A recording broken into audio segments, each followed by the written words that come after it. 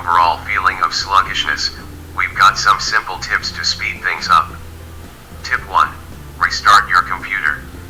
It sounds basic, but a simple restart can often do wonders.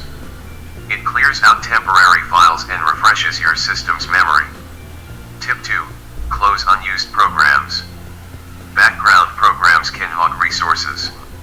Close anything you're not actively using. Tip 3. Limit startup programs. Programs that launch automatically at startup can slow down your boot time. Disable unnecessary programs.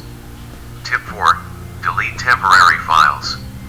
Over time, temporary files can accumulate and slow down your system. Tip 5. Update your software. Updates often include performance improvements and bug fixes. Tip 6. Upgrade your hardware. Consider upgrading your RAM or hard drive for a significant speed boost. Tip 7. Clean your computer. Dust buildup can affect cooling and performance. By following these tips, you should notice a significant improvement in your computer's speed. If you have any other questions or tips, leave a comment below. Don't forget to like and subscribe for more tech tutorials.